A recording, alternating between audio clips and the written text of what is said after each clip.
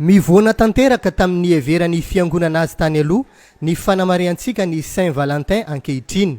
Fanamasinana antsokosoko ny fanambadian'ireo miaramila romanina izay norarahany Amperora Claude II tamin'izany fotoana izany no nahafaty martire ny Mompera Valentin ny daty ny 14 febroary tany amin'ny taonjato fahatelo tany ho any. No io fijoroany tamin'ny fizarana sakramenta ka namoizany aina io no nanandratan'ny fiangonana azy olo masina ary ankalazaina mandraka ankehitriny. Tena tsy mifanaraka amle tena foto-kevitra tamin'ny voalohany mihitsy ny ankalazantsika ankehitriny ny Saint Valentin. Voalohany Saint Valentin zany dia pretra zany Saint Valentin zany, ary io pretra io dia zao ny fandehany tantara. Ny miaramila rehetra dia nilazany Amperora hoe tsy mahazo atao mariazy.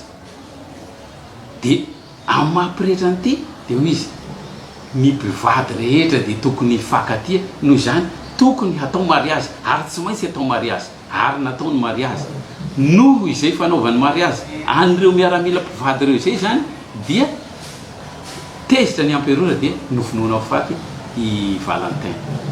Noho izany raha ny tena tany ambolohany zany tsy hoe mpifankatia mifamorokoroka sy mandehandeha amin'izay toerana rehetra no fankalazana ny Saint Valentin, fa fankalazana ny hoe izay olona tsy vita mariazy mirosoa amin'ny mariazy, fa izay tena tadiavin'Andriamanitra amintsika, izay no kabary nataony Valentin. Dia taty afara moa zany dia hoe fetin'ny mpifankatia zany no nilazan'ny olona azy, fa tsy amin'ny lafiny ohatran'izay dia nanjary niova ka nanjary any amin'ny fifankatiavana tsy resaka mariazy tsony fa dia resaka kisipasipa sy ny sisa mandehandeha eran-tany. Tsy izany no hevitry masindahy Valentin, fa ny azy dia ireo olona zay tsy vita mariazy dia tokony miroso amin'ny mariazy, ary zay namonoana azy satria izy nasahy nanao mariazy ny miaramila tamin'izany fotoana zany. Io ny tena fiandohany zany.